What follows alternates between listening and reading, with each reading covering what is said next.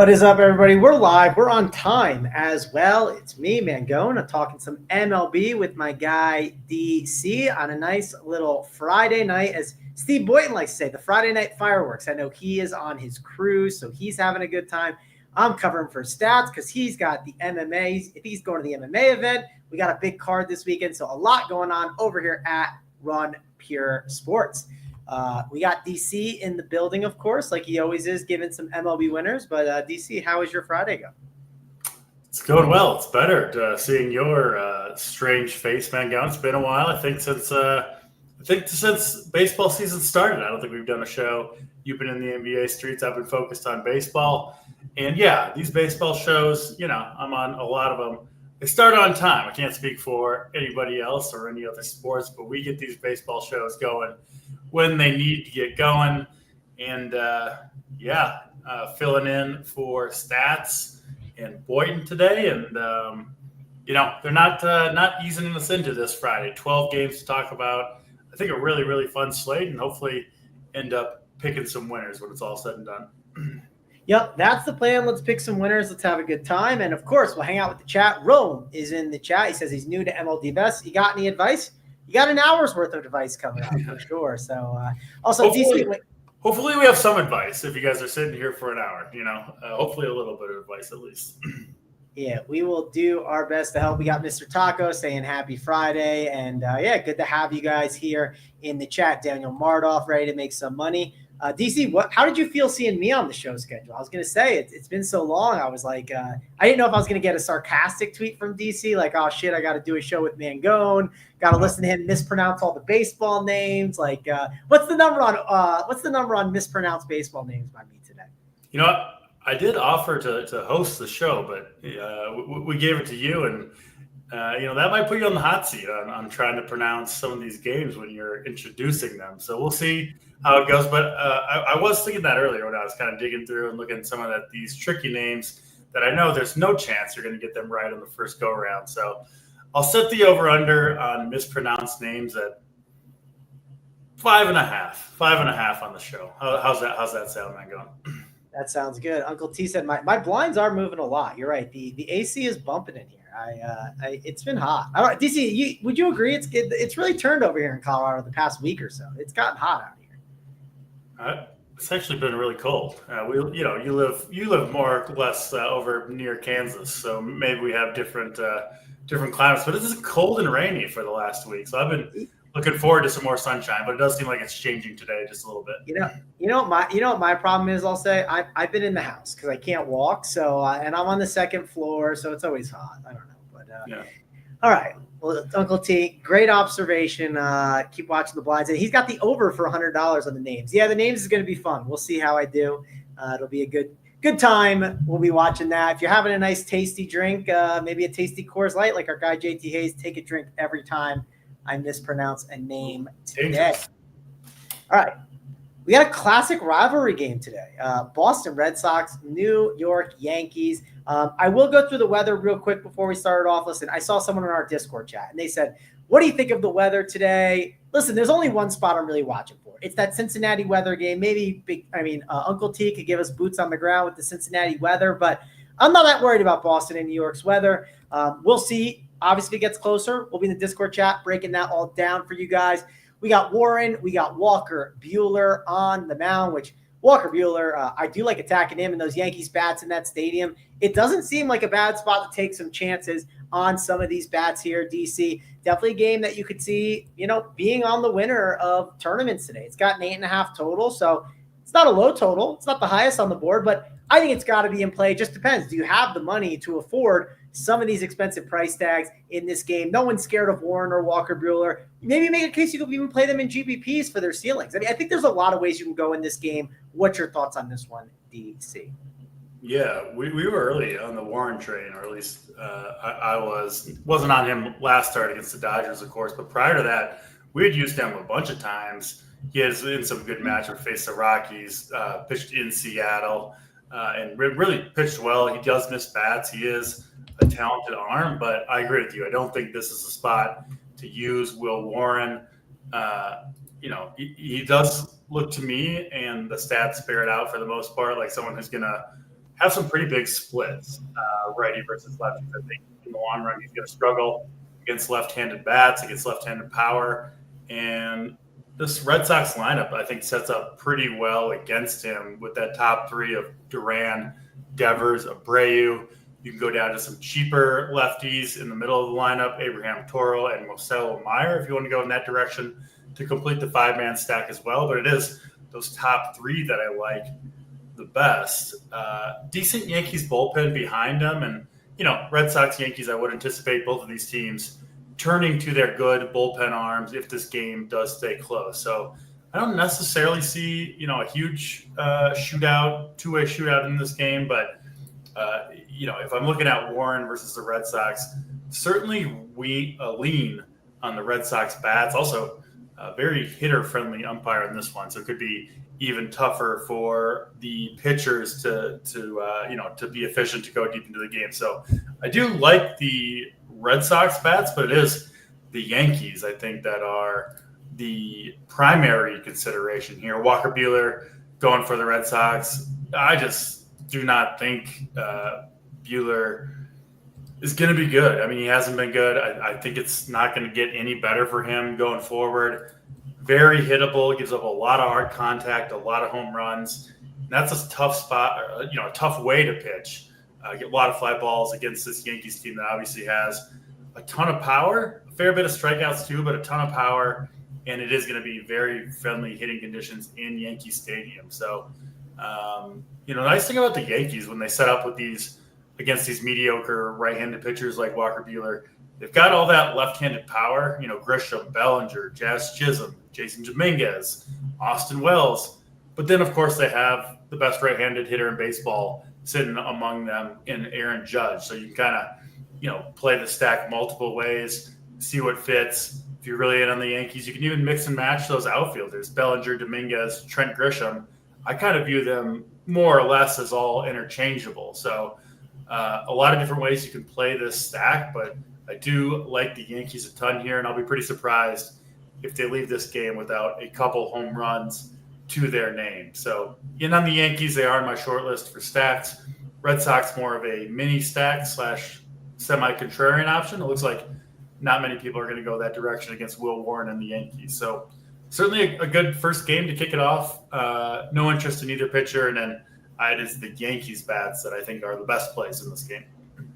Yeah, a good thing to discuss too when you say like the mini stacks, right? Well, one-off you can go with is Rafaela, who our guy Uncle T mentioned in the chat. 3 straight days with bombs. So if you're a hot streaks guy, it's not a big platoon play with the righty there, but it's it's a guy who's been hot, and if you want a cheap one, outfield 3,300. He's someone you can get to. Of course, no one's going to say no to someone like an Aaron Judge against a Walker Buehler. And I agree. If you told me, DC, I got to pick one, it's probably the Yankees, right? If I had to pick the better stack side, it's the Yankees side.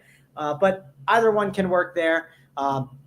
Let's get over the Arizona-Cincinnati game. Again, we are not caring too much about the weather when giving the analysis, but we do have boots on the ground Uncle T. It's not looking great right now. The 7 to 9 range looks awful. Depends on how they want to handle it. So, hey, we don't know what the weather's going to look like. Stay tuned and keep watching for it. But we're just going to break it down DFS-wise, of course, for you guys. Nick Lodolo. I know he's someone last year. You were kind of a big believer in early on. I don't know how you are thinking of him nowadays. Then you got Rodriguez, who Rodriguez is an interesting guy to talk about. The reason why is I think he is like the definition of a GPP play, right? It's so boom bust. The range of outcomes is so wide. You can just look at his game logs. It shows you how. 4.2, negative 7.2, then a 20 spot. Negative 11. It's up and down for him. He's got a 26. That's just who he is. Obviously, this Cincinnati Reds team, they can hit him. It's a good hitting spot in Cincinnati as well. Also, ownership could be down if the weather is very concerning. So that's another thing to kind of monitor and watch. If the weather is fine, this is a 9.5 total. It's not going to be the chalk spot on the slate. The chalk spot on the slate is probably the Mets against the Rockies. And then you could argue maybe Baltimore against JP Sears. So regardless, it should be lower owned. But DC, let's just talk about this game. Obviously, ownership could affect based on the weather. But I mean, you can make a case, I think, for Rodriguez as a tournament low-owned play with upside, and you can make the case for the Reds as an offense that could really get going here.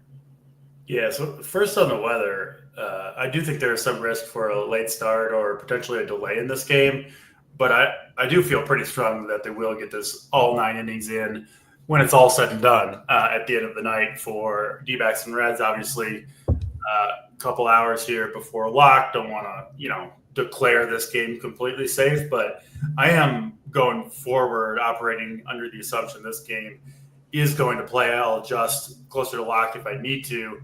And, if the weather looks really bad, I will have to change my lineups because I'm in on the Diamondbacks side of this game, especially. Like you mentioned, matchup against Lodolo, who I do like in general as a pitcher. He's looked pretty good this year for sure. But I just think this is advantage D-backs here with their potent lineup, all the right-handed power, the great place to hit in obviously Great American Ballpark. And Lodolo has, despite his talents, frankly, a lot of blow-up games in this ballpark over the course of his young career, especially when you get, hot, humid weather like they're having in Cincinnati today. So ball should be flying here. One of the best home run parks on this slate, no question about it. And the D-backs have the power to take advantage of that. So Ketel Marte, Eugenio Suarez, Lourdes Gurriel, Gabriel Moreno, Randall Grichuk, all these guys. And then you can throw in the lefties, Corbin Carroll, Perdomo, switch hitter if you want to as well. But I really like the D-backs here. I do think there is, some risk that Lodolo just pitches really well and it doesn't work out, and maybe the stack kind of could really flame out. I think that's possible, but if you get the bad version of Lodolo, it's probably going to result in home runs, blow up innings. Like I said, he's a little bit more prone to that than most pitchers of his caliber. So very high on the D-backs. If you're just picking off one-offs or one or two, Ketel Marte, Eugenio Suarez, my favorite of the bunch. And then I would advise you, Mangone, to maybe rethink your stance on Eduardo Rodriguez. I personally would not use him in this matchup really at all. He's been really, really bad this year. He's got an ERA sitting over 7, allowing nearly 2 base runners per inning, and he hasn't pitched in almost a month. I actually don't think he'd be making this start, but the D-backs are kind of out of pitching. They just recently lost Corbin Burns, so I think they're rushing a little bit. Eduardo Rodriguez back to make this start. K-prop sitting at 3.5, I believe, for Eduardo Rodriguez, and he's not even that cheap at 7,200. So personally wouldn't use him. And I wish there were more appealing bats on the Red side. No Ellie De La Cruz in the lineup, and it's just not a very inspiring lineup. There's a lot of pinch hit risk throughout this lineup. So I'm not going crazy with the Reds, but the middle of the lineup I do think looks good. Tyler Stevenson, one of the best catching plays of the day at 3,600. Spencer Steer's got some power in the 4-hole. And if you need a cheap first baseman, Christian Encarnacion Strand, who strikes out a ton, but also has a ton of power.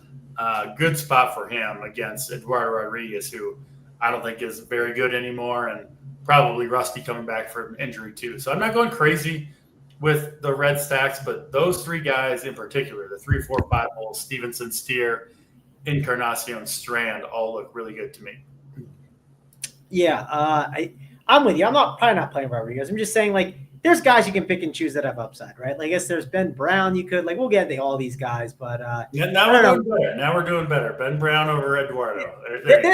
There's lots of bad ones down there. You know who's down there, DC? Who I think we had a show once. I don't know if it was with you, but Logan Allen. Remember when I talked about Logan Allen one show a while back? And I think he ended up being a stalemate. No one won the battle that we talked about, but there's a lot of different options. You're bringing up a 2024 Logan Allen recommendation, back Pat Mangone. Come on, be better. To be fair, I don't have any 2025 ones to talk about unless it's an MLB playbook thing from Saturday. So I don't got much to reference from MLB content too much this season. But I will be on the playbook tomorrow, and I will be on Sunday. So you'll be seeing me doing some stuff there over at Run Pure Sports. Let's get to.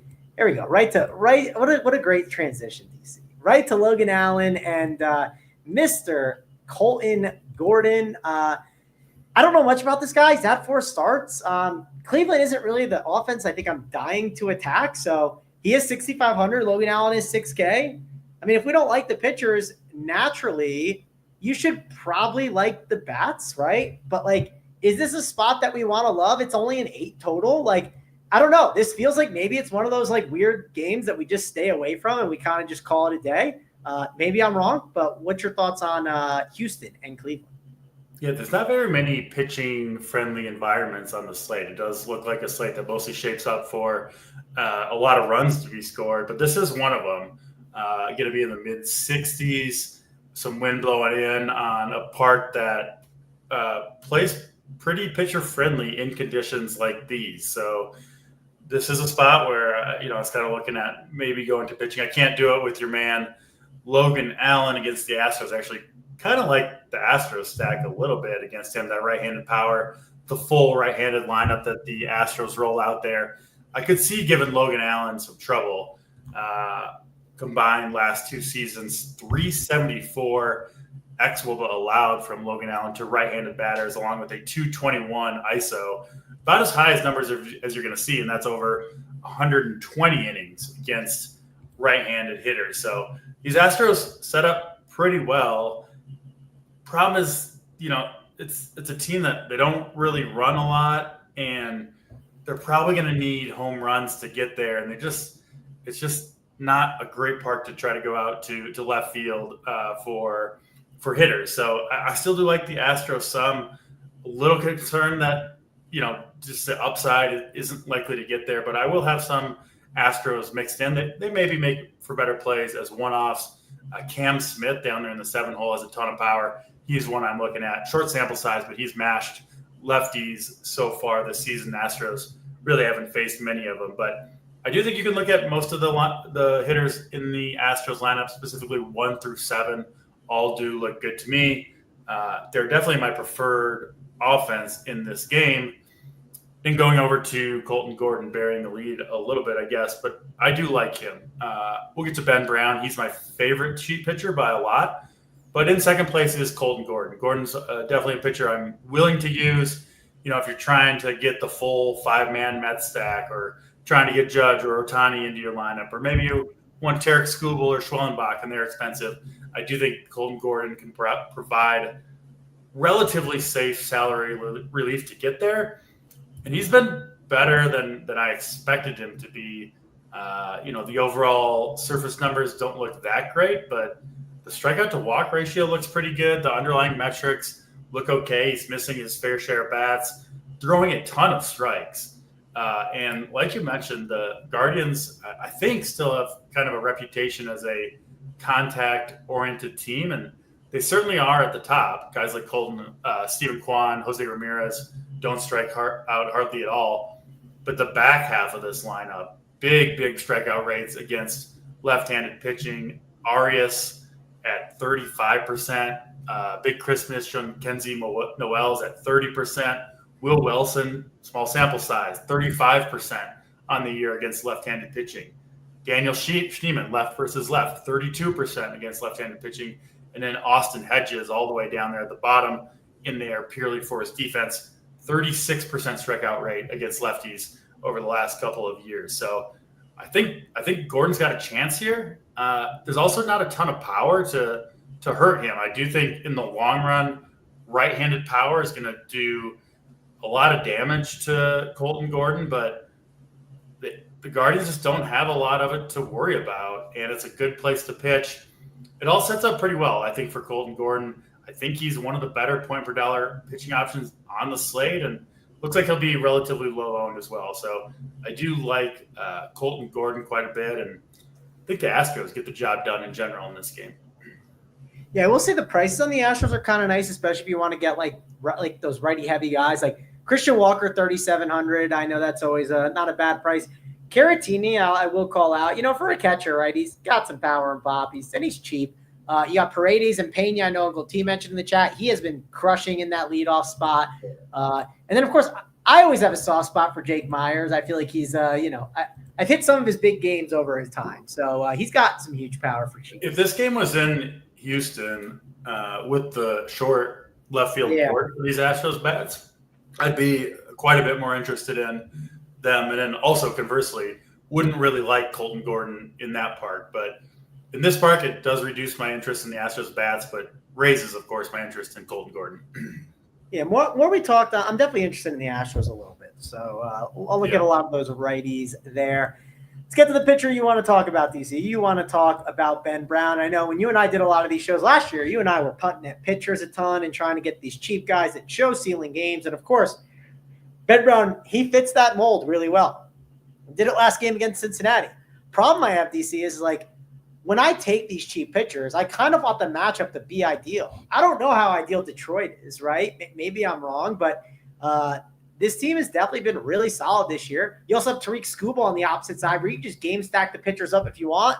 If you play both those pitchers together, I mean, 4,000 to fill all your spots, right? Average. That's pretty easy to do. So I don't think that's the craziest thing if you want to make a little bit of a game stack of pitchers there. Again, Skubal, we know what his upside can be. Chicago Cubs aren't really a team we are dying to attack, but Skubal can get the job done against anyone. So, DC, talk about what you're doing with the Cubs and the Tigers. Yeah, not a whole lot to say on Tariq Skubal. It's not going to be for me at the slate high 11.5K price tag on DraftKings. It's just too much for me with the matchup against this Cubs team who, I mean, this might be the best lineup overall in baseball of any team. And it's also, not only potent in terms of scoring runs, but really, really low strikeout rates almost across the entire lineup. So obviously, Skubal can get the job done against anybody. Will I be shocked if he goes out and throws yet another gem? Not at all. But for me, I'm going to go a different direction than Tariq Skubal. I really haven't played hardly a pitcher against the Cubs all year, especially, maybe in like a super cold Wrigley wind game or something like that. But not when they've got everybody back in there, the Cubs do.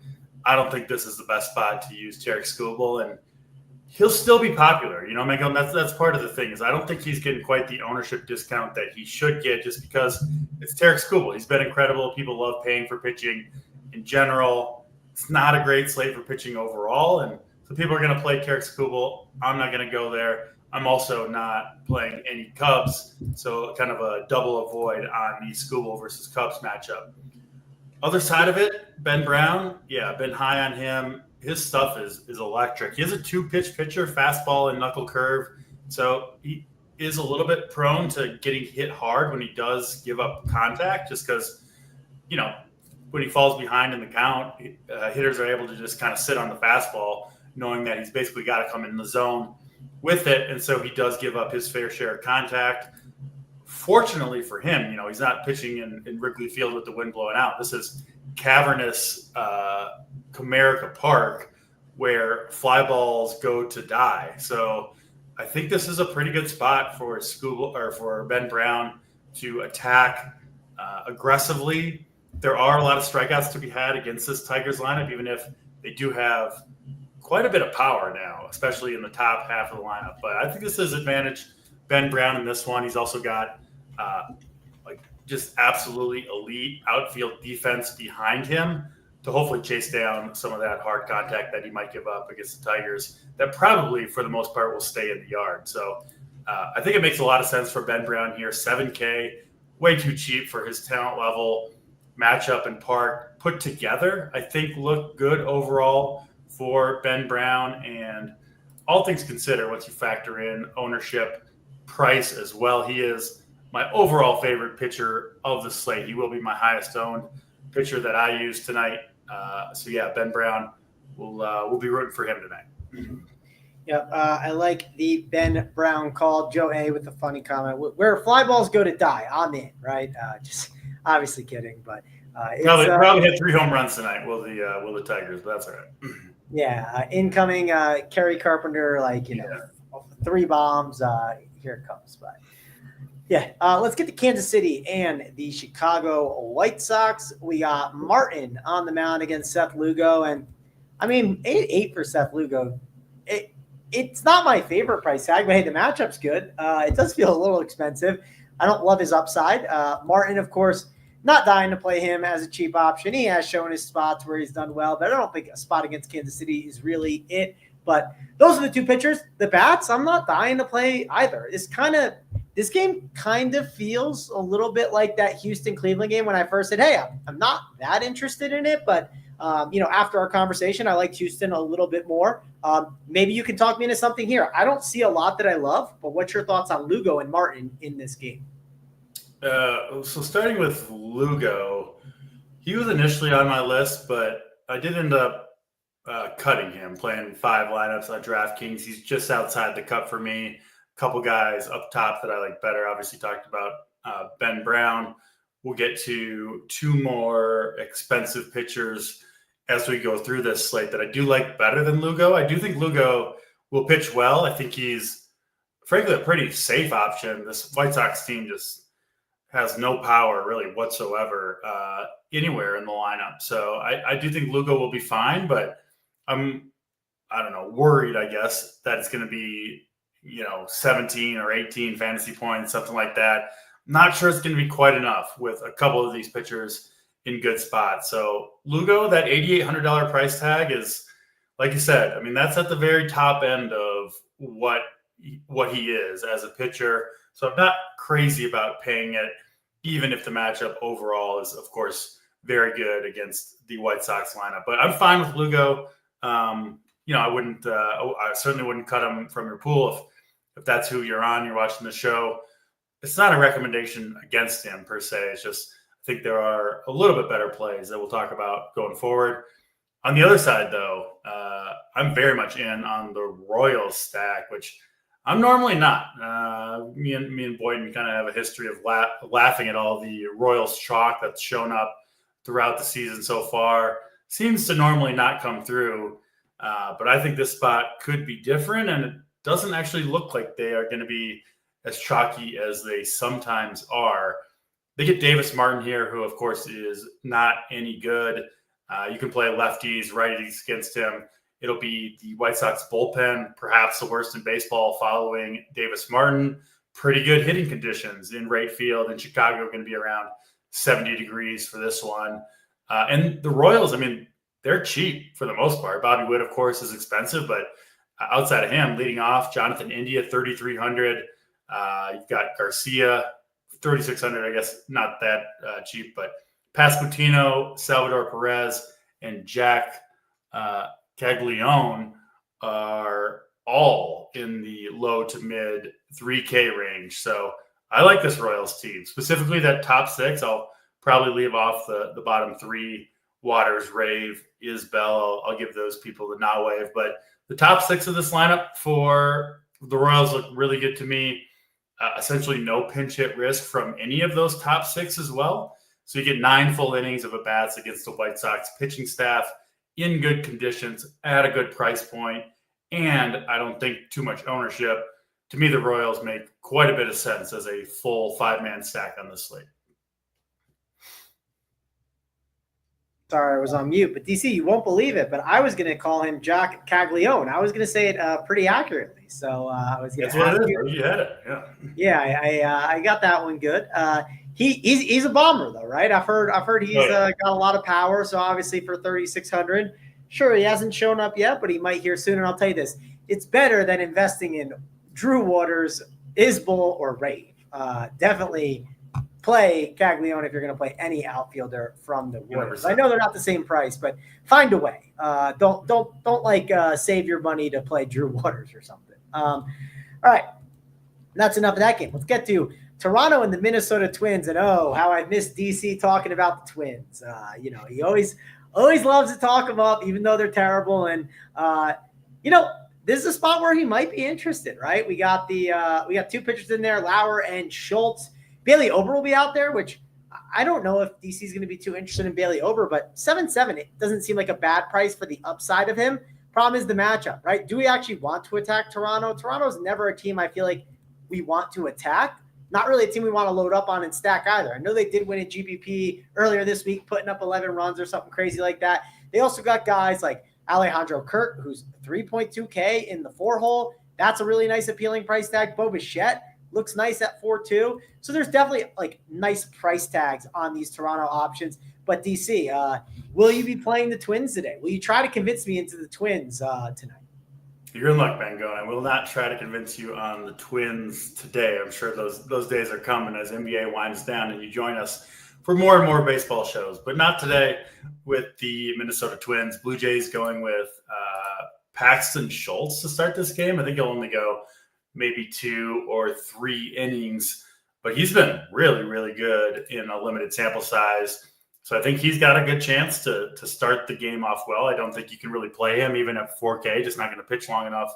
But I do think he's, got a good chance to give you 2 clean innings and frustrate Twin stackers to begin with. And then Eric Lauer after him, who has also pitched really well this year. Again, not a ton of innings. Don't know if I totally buy into Mr. Lauer, but the fact is, I just don't think this is a great spot for this Twins team against either pitcher. So I'm out on the Twins today. Obviously, 12 teams, a lot of options to go with. Twins, not going to make the cut for me. Other side of it, Bailey Ober is like, one of the pitchers in baseball who is you're much better off taking one-offs against him and trying to chase a random home run than you are stacking against him. He doesn't walk any batters. And so it's really just that one swing of the bat that you need. But he does give up quite a few home runs. That's just kind of the way he's pitching. It's kind of a Twins thing in general. Joe Ryan, a better pitcher than Ober, but a similar style where they're just not going to put many runners on base. They never have. It's not going to change. So you're not going to get, big innings of stringing together hits and walks.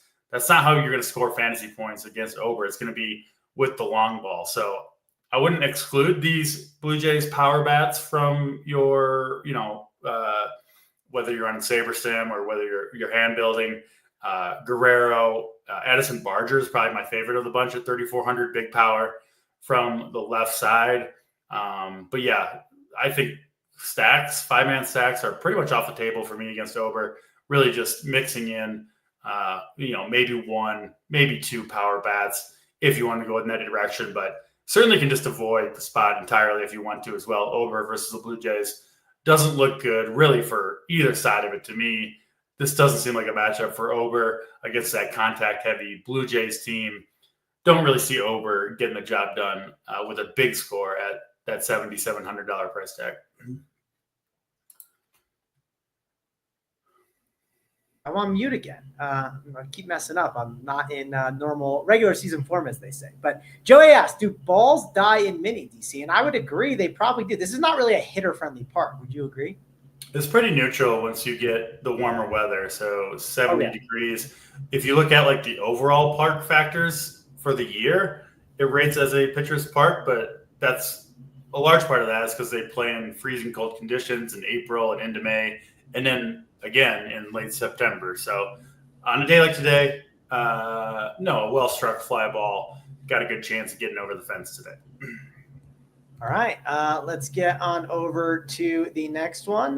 Chad Patrick and Mr. Vasquez. This is the Milwaukee Brewers and the San Diego Padres. And Chad Patrick's definitely been better as of late. Vasquez, I mean, if you were going to – I'm not saying play Vasquez, DC. I'm just saying, like, if you had to pick a guy under 6K, I think I'd play Vasquez. Like, it's ugly down there, right? I mean, you're not playing Kyle Hendricks, I don't think. You're not playing Senzatella. I'm just mentioning it. If you told me, hey, here's $8 to join the big DraftKings GPP, DC, and you told me I had to play a pitcher under 6K, I think I'd play him. But I'm not playing him tonight. Milwaukee and San Diego, they have to be a little intriguing, I think, offensively today in this spot. I think you got an 8.5 total here, which isn't bad. I don't think it's crazy. I think this is like a nice contrarian game that people will not really gravitate towards. That's kind of the point I'm getting at. This isn't some chalk spot. This is a spot where you kind of look at the top of the leaderboard at the end of the night and you go, oh, wow, these guys are all 5% owned and like that they were a GPP winner, right? I think that's got the ability to take place here on this slate. But what's your thoughts overall on Milwaukee and San Diego? Yeah, I wouldn't play Randy Vasquez on the slate at 5,800, but I wouldn't either, DC. I'm just saying, if you told me I had to play a lower than 6K guy, He ends up being the guy. That's all I'm saying. Well, luckily, no one is imposing this rule, this hypothetical rule upon us, so we don't have to. We don't have to do it unless you've got some secret contest that I require. Which, by the way, that would probably help my ROI overall if everybody had to play my dust ball pitchers that I like to play too. But unfortunately, not the case. Vasquez not making the cut for me. He does have a very, very clear weakness, does Vasquez, to left-handed bats in particular. Brewers don't have many good ones, but they do have two that I like a lot. Bryce Terang should be leading off tonight, and then Kristen Yelich. Lineup just came out, so I'll refresh there. But assuming Terang and Yelich are both in there, I think those guys are excellent plays. Yeah, hitting 1 and 3. If you want to include Jackson Chourio between them, I have no problem at all with that. I do think the Brewers are a pretty interesting stack, but Vasquez, I mean, his numbers against lefties are just beyond atrocious to the point where, if I'm going to mini stack or one-offs, it's almost always going to be the lefties against Vasquez. Terang and Yelich, by far their two best ones swinging from the left side. So those two guys very much on my short list for one-offs or maybe a Brewers mini stack. And then on the other side, I've been on the Chad Patrick train more than most over the course of this young season. And he's been good to us, especially recently. I don't think this is a spot, though, for Patrick, especially at 8,300. Just, again, he's pitched well, benefit from it, but I don't think he is worthy of that price tag just in general, frankly, and certainly not against the Padres, who obviously have a fantastic lineup, pretty much fully healthy at this point, and a low strikeout lineup to boot. So doesn't seem like a good spot for Chad Patrick to put up a big score. That said, I do have enough respect for him as a pitcher to probably not go to the Padres here, although, you can always stack the Padres. They're a great offense, and it's not like Chad Patrick is anything super special. So, yeah, don't really want to, talk too strongly about getting off the Padres. I think they're a very reasonable way to go just on this huge slate. I'll be looking elsewhere. But yeah, if you are going to the Padres, I do think they make sense as a full stack, string together some hits. They're a team that does seem to feed off each other, get the guys getting around the bases, turn the lineup over. They're that kind of team. So they make some sense as a full stack here. But like I said, I'm going to look elsewhere myself. All right, let's look at the next game. Let's get to the Dodgers and the St. Louis Cardinals, which we know on almost any slate DC, the Dodgers are in play, right? It doesn't matter who's on the mound. It's Sonny Gray, though. Sonny Gray is not someone I typically like to target. He's 9.7K. I'll tell you this. I don't think I'm playing many pitchers against the Dodgers this season. I think it's a spot I'd probably just stay away from the Dodgers unless it's a one-off here or there. You could always talk me into an Ohtani one-off. Listen, it'll be lower owned than most days, right? Or a Freddie Freeman. You could easily talk me into that. On the opposite side, I don't know too much about this Justin Robelski. I don't know if I said that right. Probably not. But, negative game and then against Washington to start the season off. And then he pitched a month later, had 20, and then he hasn't pitched in a month. So you're definitely getting a mixed bag here. I don't know if it's more of a bullpen game. Maybe you have some more insight on how that's going to go. And maybe you're going to like the Cardinals. Obviously, those are guys that have power and pop, but they can also swing and miss with the best of them at times. So talk about what you're doing with the Cardinals, because that seems like the most intriguing conversation here on this game. Yeah, I do think the Cardinals are somewhat in play here, but this does rate out as one of the tougher hitters parks on the entire slate in terms of especially home run balls. So that's to be fair to you said at the top of the show, you said there's not a lot of good hitting environments. So that's another small thing to note. Yeah. And, it's the 4 through 7 for the Cardinals look okay to me. That's Wilson Contreras, Ivan Herrera, who I do think is the number one play on the Cardinals.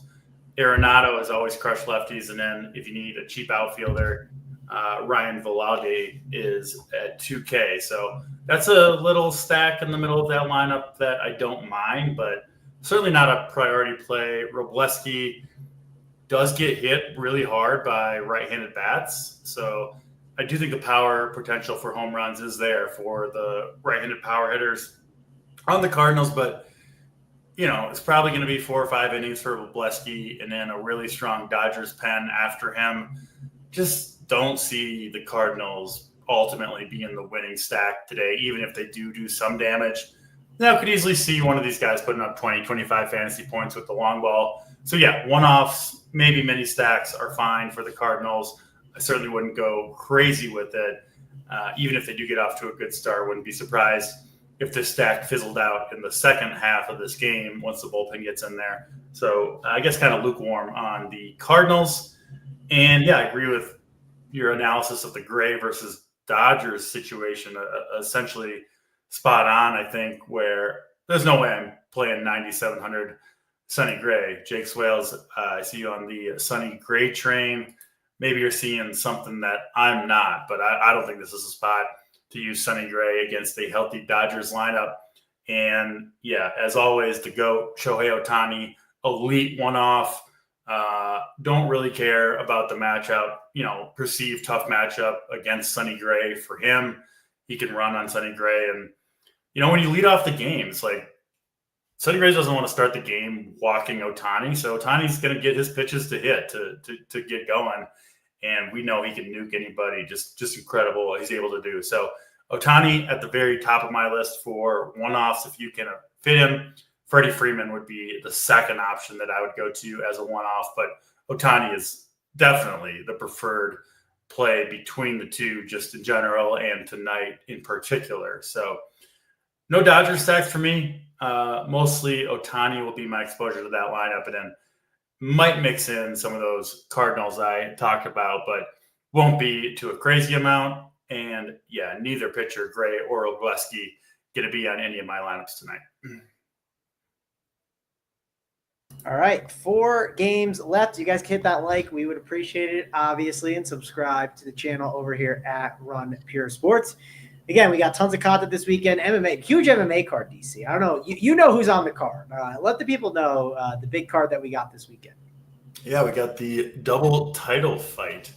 Merab Dvalishvili versus Sean O'Malley and Kayla Harrison and Juliana Pena. I think both of those should be exciting fights. Some other good ones as well. So excited for that. Always love UFC Saturdays, and I think this could be a good one in the UFC. So in on that tomorrow. We, of course, have all the content up for that. And you haven't mentioned, but we got the promo code, the week-long promo code going for baseball subs, I believe. Sign up for a month, and you get a risk-free week-long trial. If you don't like what you see, you can cancel, get refunded, and you can use promo code JBC 100K win to activate that. So there you go, man. Doing your job as a host over here. There you go. You're doing a good job, DC. I'll give you a fun story. So about the UFC card. So I was talking to one of my friends last night, and she likes betting, and she was like, "Oh, I can't wait to bet the fights this week." Sounds like a keeper, Mango. Yeah, she's cool. But I told her I was betting a WNBA thing, and I said I have a bet that'll probably win for if you want it. You know what I mean? And she did not want to do my WNBA under because it didn't win enough money, DC. It wasn't a big enough parlay. So the people, they want the plus 300 bangers. They don't want they don't want to just take home an easy, like, hey, I put $50 in and I win 45. But they're not interested in the the 2.7% projected return on investment on a WNBA scrubs rebound under. I can't believe it, man. I'm shocked that they didn't want to turn $25 into $40 on such a bet. Yeah, it was just funny. And I was like, it was like an under, which I love. The WNBA unders are fun. Listen, if you just blindly bet the unders, it doesn't go too bad. So unders are good in WNBA. Especially the Angel Arista missed her first shots. Have you seen that video? That content video is incredible for sure. So I've been enjoying the WNBA bet. So I'm sure when we get off the show, I'll be looking at those. So if anyone wants to discuss on your Twitter streams that I see you on with Elf and crew, I've been meaning to ask you what's going on there. No one asked me those stuff. No, there's a big poker scandal. It's with Tommy G as well. So there's a lot of dynamics there. there's too much to catch up on. But the question is, was Tommy G taken advantage of because he's a bad poker player, and like, were they preying on him and cheating and sharing cards, or is he just a bad poker player? Right, that's like the big debate. So I would guess a little from column A and a little from column B without being informed on the subject. That's what I think. There's a mix of both, but the problem is like there's like texts of people saying like there was cheating involved and people didn't like out the people ahead of time. So the bumps, I'm definitely more in between. But if you force me to pick a side, I just think Tommy definitely, he admits he's not good at poker. But if I had to pick, I would lean that I think what the other party did, not the Tommy G side, the other party, regardless, they were like being predatory and unethical, and there's too much just smoke and gun that I don't know what happened, but it doesn't look good. So I'd be careful. I'd be careful, people out there, if you're trying to scam Mr. Tommy G. It's not the guy I really want to have truly on my bad side. He's prepared to have his giant crew of people make one of those massive posts to out everyone. So if that comes out, it'll have all the clip notes. I'll let you know. And the bumps, to be fair, I did not bring it up. DC mentioned the Elf. I didn't say anything. So, but hey, let's get to the game. I'll take the blame for this. That's on me. My bad. Yeah. Let's get to the game everyone wants to talk about. It's the Mets and the Rockies. My New York Mets, right? Mets, let's go. I'm excited to see how they do against the Rockies tonight. Of course, they've got Senzatella on the mound. Technically, right, Ralston will start off the game. Senga's on the mound, which, man, I looked at some Senga stuff, and I know he was great against Colorado last time, but I do think he's going to blow up at some point. Not against Colorado, but some of the advanced numbers don't look great for Mr. Senga. I doubt it's going to be here, but you never know. It's in Coors Field. DC, what do we do with the chalk Mets? The Mets are clearly going to be the chalk on the slate. Not only that, you got studs that you can get to, right? If you want Pete Alonso, you can go up to him. Soto. You got some cheap price tags on these Mets too. I guess they've gone up a little bit because of Coors. I should mention that. I know Nemo was kind of inexpensive earlier, but overall, what do we do with the New York Mets as chalk today, DC? Yeah, this is where fly balls go to party. Exactly. We got Coors Field here. I did end up going to Senga. He was the one that I cut out Lugo for, kind of the same price tag, $9K for Senga, $8,800 for Lugo. I just think Senga's got more upside. Definitely more risk too, pitching in Coors Field, but I think the strikeout upside is significantly higher for Senga. I haven't used him a ton this year. It gives me a little bit of hesitation, but this Rockies team, man, just the strikeout rates that they have up and down the lineup, just enormous. So a guy like Senga, if he's on his game, if he's got the ghost fork working, you could see double-digit strikeouts for him, even in Coors Field. It's barely mattered for the Rockies. Yes, they're going to have some outlier games where they put up runs and take advantage of the stadium, but for the most part, pitchers are still racking up the strikeouts against this team, and I think Senga is going to get his fair share of swing and miss against the Rockies. So I'm in on Kodai Senga for sure. I think he's one of the better pitchers to spend up on. On the other side of it, they did scratch Senzatella, I don't know, about an hour ago now. The funny part about the Rockies is it doesn't even really matter which pitchers they use because they don't have any good pitchers to use in the first place. So going to be a bullpen game for the Rockies. It'll be a parade of terrible pitchers coming out one after the other to get pummeled by this Mets team. And, I think there are reasonable cheap pitchers to use to try to fit in these Mets bats. No Francisco Lindor, dealing with, I believe, a broken pinky toe. I don't think it's going to be too long for him, but he's not in there tonight. But nevertheless, I think you can certainly use the Mets bats. Obviously, Soto, Alonso, Nimmo, the top three to go to there. Starling Marte, swinging a decent bat as well. And the 2-hole tonight with no Lindor. Bottom half of the Mets lineup, I don't love it. But they did call up top prospect Ronnie Mauricio, switch hitting third baseman. Again, hasn't had much big league experience, but does look like he's going to be a very good player. And he's 3K. Is hitting ninth, but hey, that's fine. Bury him at the bottom.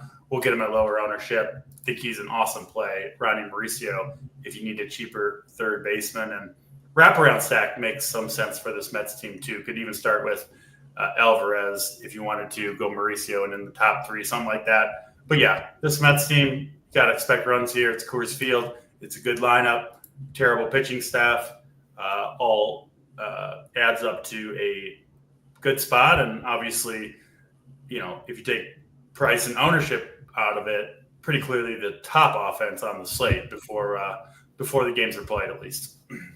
Yeah, and to put it in perspective, this game is the only one that the one side's team total, right? The Mets, they're over 6, right? No one else is over 6. I don't know if that matters to you. Some people like that, some people don't.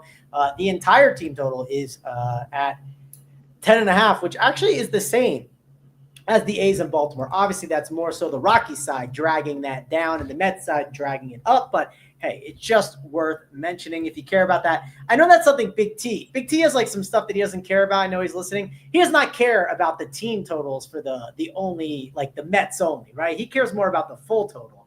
At least that's what I believe. Maybe he can correct himself on his show on Monday. But let's talk about the next game, DC. Let's get to Seattle and LA.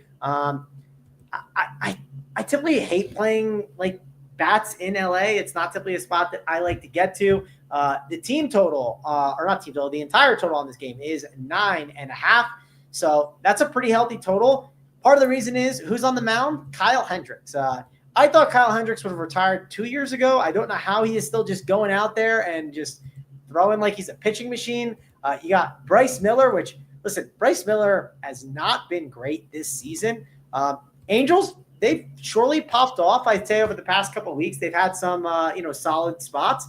Mike Trout is back. He's 5.2K. You got Taylor Ward, who I know is on a massive streak.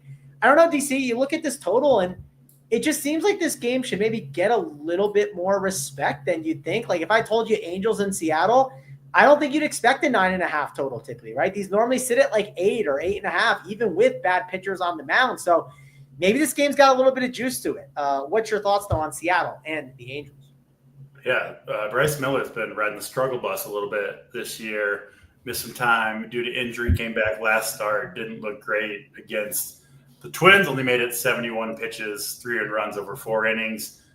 2 starts prior to that, before he went on the IL, he was in the negative numbers, both of them for DraftKings scoring. And, if you just look at the course of his career and other Mariners pitchers, do much better when they are pitching at home compared to on the road. He's on the road here. So I don't think it's a spot to use Miller at 8,500. I don't think I'm getting to many Angels either. Although, if you really think something's wrong with Miller and he just doesn't have it, he probably does have a little bit of a reputation as a good pitcher that would maybe keep people off of the Angels for the most part. Problem is, they're just expensive. The guys you want, Neto and Trout, are both over 5K. It's a lot to pay for those guys, I think, on this particular slate with, Yankees and D-backs and Coors Field and all that. So I'm mostly avoiding the Miller versus Angels matchup. And then on the other side, Kyle Hendricks. Right-handed pitchers are very good plays against the Mariners in general, but I just don't think I can do it with Hendricks. Strikeout upside isn't there, I don't think, even at 5,500. I do like the Mariners, though, because, they have a weakness for sure of high strikeout rates, but it does go along with quite a bit of power at the top of the lineup. And one would assume that Kyle Hendricks is not going to turn into a strikeout artist even against this Mariners team. So you're going to tell me a bunch of contact for the Mariners bats against Hendricks and a pretty good place to hit. I think the Mariners have quite a bit of a potential to go off here against Hendricks. Of course, the big dumper, Camporeale, leads the way, but I really do like that top 4 projected for the Mariners. Crawford, Polanco, J-Rod, and Camporeale all look like strong plays to me. Big Rowdy Tellez, if he's in there, I think makes sense at 2,900 as well, showing some pretty good power so far this year. Yep. I like this game a little bit for sure. Also, Camporeale, he's like on track to, I feel like he's on track to break like records right now. Whatever he's doing has been crazy. We'll see. Feels like he hits 2 home runs every night. Oh, he's got 24 home runs. So yeah, Jesus, I didn't realize he was quite up to that number. Yeah, like I don't know what, like I'm not, people will be like, oh, he's on pace for this home runs. Obviously that's not like for sure going to happen, but we might be like, he might be at 50 homers like in August, and we're like, okay, like, can this guy like get the job done? We'll have to see. It's going to be fun. So I'm rooting for him. Good nickname too, Big Dumper, funny nickname as well. Great so nickname. I like him a lot, but definitely I'm more intrigued with this game. I think it's a good one. I think it'd be good for the game stack. Also, James coming in with he's on roids. He's anyone who hits home runs on roids. That's how it goes. Let's get to a game that should have a lot of home runs. It's the Baltimore Orioles and the Oakland Athletics. Two pitchers that I could see a ceiling performance from either of these guys, but also I'll say this: I doubt I'm playing them in GPPs at this game. For cheap price tags, I've seen them get the job done, but not in this park, right? 10.5 total. I don't want to bet against Vegas. I'm not planning on betting against Vegas here. Dean Kramer and JP Sears will likely get lit up. The other thing is the Baltimore Orioles. Overall, they've been disappointing this year, right? I'm not excited I'm not excited to play them. They feel like the Twins of like the last couple of years where it's like everyone expects them to do great all the time and then they don't. So for me, I'm kind of leaning more the Oakland side of the ball if I have to pick any side. Also, I think the public is leaning more on the Baltimore side. And I think, like, for instance, ownership-wise, if you're going to get exposure to this game, and let's say 20% of ownership is on the Baltimore and like 10% on like the Athletics, right? I would want to like flip it and get way overweight on the Athletics and maybe more even the field or underweight on Baltimore if I was playing GBPs, if you get what I'm saying. So I like the Oakland side a lot more. We don't have the lineups yet, but DC, what's your overall thoughts on how to handle this game, which is also a 10.5 total, just like Coors Field? Yeah, similar story weather-wise in Sacramento for the A's game. Hot and winds blowing out. It will play very home run friendly in particular, which is not a good thing for JP Sears. He gives up a lot of fly balls, gives up a lot of home runs to right-handed bats. The thing is, though, Mangone, you look at this Orioles lineup, and there are not very many right-handed hitters I'm excited to play. The two best bats in the Orioles lineup right now pretty clearly are Gunnar Henderson and Ryan O'Hearn, but both of those guys got to face Sears left versus left, and Sears has been really effective against lefties, even pitching in a park like this one. So, assuming all these lefties are in there, Henderson, O'Hearn, I think Jackson Holliday will be in there, maybe Colton Cowser. So maybe 4 or 5 lefties for JP Sears, who I think he could pitch well against those guys. And then the right-handed bats in this lineup, Adley Rutschman hasn't done any. He hit 2 home runs, I think, opening day, and has done hardly anything since. And it's, guys like Ramon Urias, Kobe Mayo's done nothing at the big league level, Emmanuel Rivera, Dylan Carlson. I'm not super excited to play those guys as chalk, even in a pretty good spot against JP Sears in a good stadium. So I'm off the Orioles. I get why they'll be popular, but I'm going in a different direction myself. I just don't want to play into chalk on some hitters who just haven't shown much and I don't think are worthy of being chalked. It reminds me a little bit of some of the Royals games where, for whatever reason, people just piling on the Royals only to be disappointed later. I think there's a good chance that happens to this Orioles lineup. That said, other side of this game, one of my favorite spots of the night, I really like the A's bats against Dean Kramer, who's not any good, gives up power. Lawrence Butler, one of my very favorite plays on the slate. But yeah, that top 4 for the A's, Butler, Wilson, Rooker, and Soderstrom, looks very, very strong to me. One of my favorite 4 or 5 man stacks. Obviously can throw in the other Max Muncy at 2,400 there to fill out the 5-man if you want to go in that direction. But love this A's team, top of the lineup. Think they're going to do some serious damage to Dean Kramer and the Orioles pen. Here's the thing I'll ask you. With Shea Langoliers out, right? He's on the IL. Who do you think would catch, like, I guess it looks like it's going to be MacGyver. MacGyver's going to be in there. Yeah, it's going to be MacGyver. Now, does he have power? Is he worth getting exposure to? Or, like, is it the Peretta guy or McCann? We kind of know. But what I'm getting at is like, hey, there's some nice value there with one of these guys. And, like, it kind of fits, like, the stack pretty well to maybe just punt the position. So if it's MacGyver, do you think his power is worth taking a stab at? He does look like he's got a decent amount of power. So, yeah, at that price point, if you're getting a full stack, if you want that fifth member of the stack for a cheap price point and fill in, obviously, the toughest position, I do think MacGyver makes a lot of sense as the fifth member. I would certainly include the top four in the A's lineup, and then from there you could go with MacGyver or somebody else as well. Yeah, I don't know if Stats will have the boom report up. I know he's traveling a little bit, but you can always check that out over at Run Pure Sports to figure out, hey, if this guy's got a little bit more power or pop.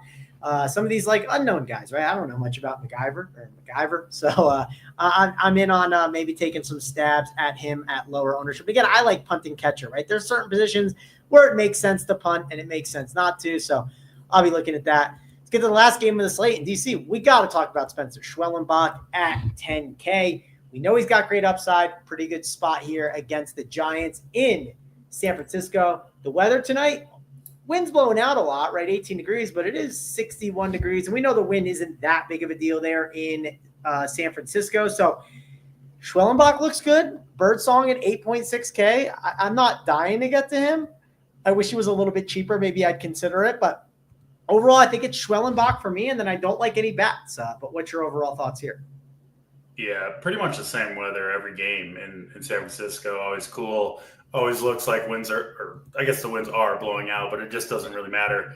In this park, they're blowing out every night, and it always is one of the best pitching parks in the business. So same holds true here. And yeah, Schwellenbach is my preferred spend up at pitcher. I do like him over Skubal. I'd take him straight up without even a salary discount over Tarek Skubal tonight.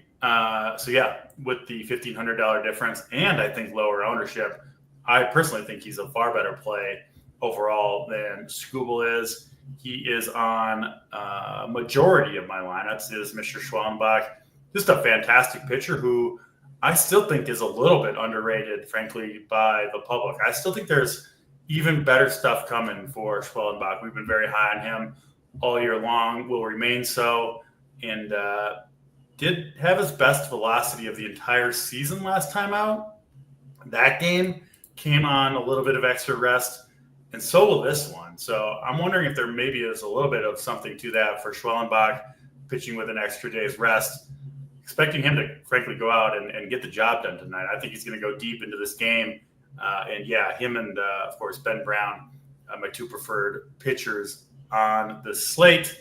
Other side of it, I'm pretty much just off entirely. I'm not playing Birdsong, but no Braves bats either. So no bats at all in this one for me. It just doesn't seem like the spot or the slate to go to hitters in San Francisco. So give me all the Schwellenbach, and that's about it from this game for me. I like it. It feels listen, I think you could make this if you really wanted, DC. And it'd probably be unique. If you got to go out tonight, let's say you want to go out and get dinner early, you could stack just the last four games, right? You can look at the Mets, the Rockies game, Seattle, Angels, Baltimore, Athletics, and Atlanta and San Francisco. You could just call it a day. And hey, I don't think it's a bad way to go to be a little bit unique. Just loading up on those last games. Those good pitching options, great hitting options. So a lot of different ways to go today, but just an idea if you want to. I know Big T says that a lot of times on the shows, and I agree. Sometimes that's just an easy way to be unique. All the games just die early, and then you're just sitting there backloaded and ready to go. Let's give our plays of the day, DC, and then we will get on out of here. But who do you got? Who is the Mom's Basement play of the day? Ooh, we haven't had the Mom's Basement reference in a while. I like that, man. Going way to bring it back. And give me your favorite stacks, too. I should say that. I forgot to do that, too. We can do that after, but give me the play of the day, and then we'll go to stacks. My bad. Favorite overall play is Lawrence Butler. Should be, leading off for the A's. Really, really hot with the bat right now. What's interesting about that, I normally don't buy too much into hot streaks. He did the same thing last year where it was a struggle for a long time. And then I think it was the month of July for Lawrence Butler. Just on fire for a prolonged period of time. This year, it starts out a little bit slow. They even moved him down, like very, very briefly into, I think, the 6 or 7 hole, hit his way out of it and has not looked back. I think he's just one of those players who kind of thrives on confidence and recent success. He's got it right now. I think Lawrence Butler is going to do some damage for the A's tonight. And Lawrence Butler is. Give me the stacks too. Who are the top stacks for you? I'll give my top three, and then we'll give your pitchers. I guess give your, I don't know, top 3 to 5 pitchers that you're looking at in your pool. Sure. So stacks, the A's, obviously with Butler there, make a lot of sense. Really like the D-backs against Nick Lodolo. Weather permitting, we can update that, but I do think it's going to be good to go. So D-backs, A's, and then I will also throw into the mix the Mariners against Kyle Hendricks. Obviously, the Mets got to be on anybody's list as well. Yep, got to put them on your list. For me, my favorite, I'll give you my top 3 stacks. I think the Mets are clearly number 1, like I kind of talked about. Just you got to kind of mention them. A's are my number 2. Seattle's my number 3. And I'll give you an honorable mention one, right? Like low-owned stack that I don't think anyone's playing that maybe you should. Milwaukee Brewers, a little bit lower-owned that I think you could take a stab at. I got to give you play of the day. And I went back and forth on this, but I got to pick an actual real bat. He is a little bit pricey, but that's okay. Camporeale is going to go yard once again. So I like the Seattle team a lot. Like I said, I think that total 9.5, when these like West Coast games got these higher totals, I kind of take note of it, and I think it's worth taking some shots at. Actually, Riles is a good question. King of the Diamond plays. Is King of the Diamond today? I think it is, right? Fridays, I haven't looked. I should have looked. That's on me. Is it King of the Diamond today, DC? It is King of the Diamond, yes. Got my bet in already. So what did you do? Let's hear it. Who are the King of the Diamond plays? All the home run hitters on the good teams that are expected to score a lot of runs. So I believe I went with something like Suarez, Judge, Alonso. I did get Lawrence Butler in there. And then I think Camporeale. I think those are my 5, maybe 4 of the 5 there. And then, someone asks about pitching as well.